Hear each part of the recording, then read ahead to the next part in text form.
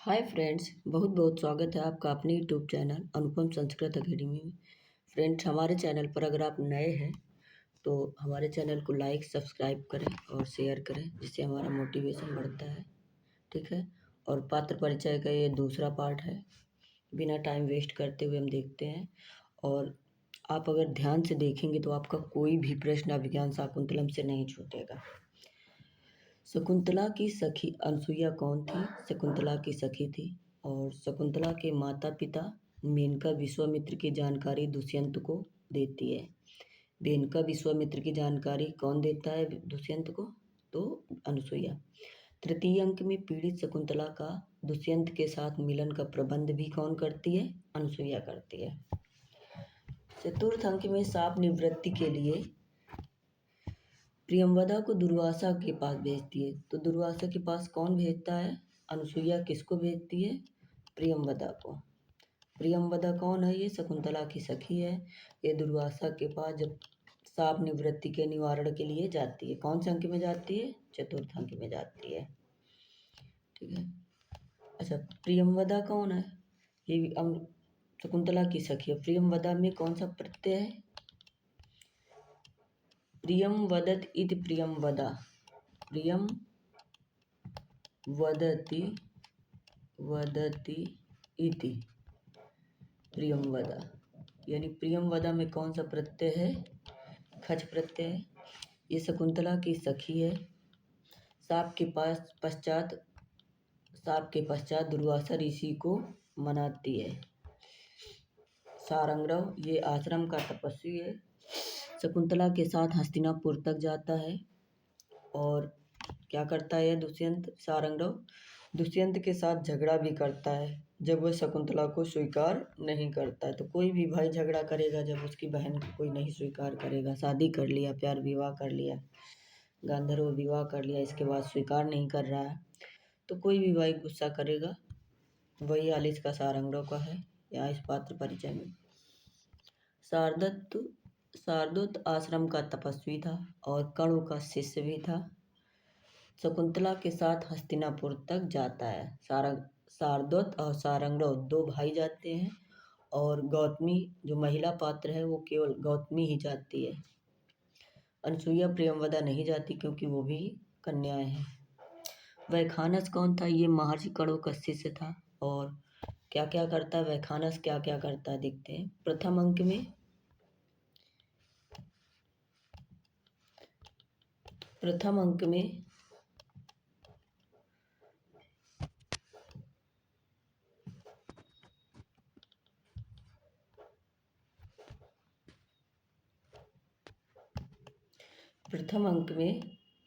ये राजा दुष्यंत को आश्रम के मृग को किसको रोकता है? आश्रम के मृग को मारने से रोकता है। कौन से अंक में? प्रथम अंक में। ठीक है। किसको रोकता है? दुष्यंत को। राजा दुष्यंत को चक्रवर्ती पुत्र प्राप्ति का आशीर्वाद भी यही देता है।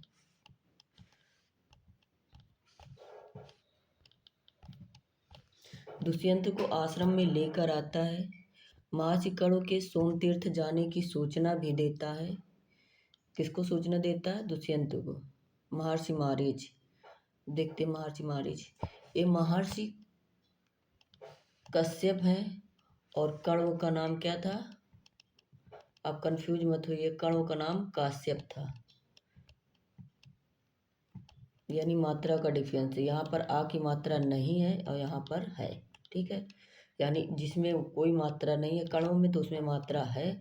और महर्षि मारीच में देखो बड़ा की मात्रा है यहाँ पर, तो इस पे नहीं है। ठीक है। आश्रम कौन था इनका? महर्षि मारीच का आश्रम हेमकूट पर्वत था। पत्नी कौन थी? पत्नियों के बारे में कई बार पूछा गया है। पत्नी कौन थी? अदिति, जो दाक्षायणी थी। शकुंतला के वियोग काल में मारीच आश्रम पर रही। शकुंतला वियोग काल में कहाँ रही? कौन से आश्रम पर रही थी? मारीच आश्रम पर। और मारीच आश्रम पर सर्वदमन का जन्म भी हुआ था। क्वेश्चन बन सकता, सर्वदमन का जन्म कौन से आश्रम पर हुआ था? मारीच आश्रम पर। ठीक है। मारीच ने सर्वदमन के हाथ पर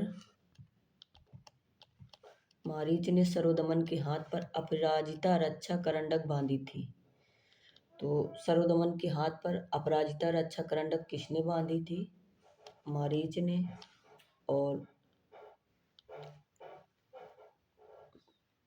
ये अपराजिता किसके हाथ पर बंधी थी? सरोदमन के।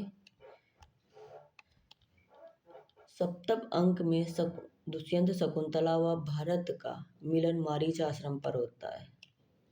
जो 7वां अंक होता है, सप्तम अंक में शकुंतला व भरत का मिलन मारीच आश्रम पर होता है। आज के लिए इतना ही, और कल इसके हम वन लाइनर क्वेश्चन करवाएंगे नेक्स्ट क्लास में। तब तक के लिए धन्यवाद। और आप हमारे चैनल पर नए हैं तो लाइक सब्सक्राइब करके जाइएगा। बहुत बहुत आपका धन्यवाद।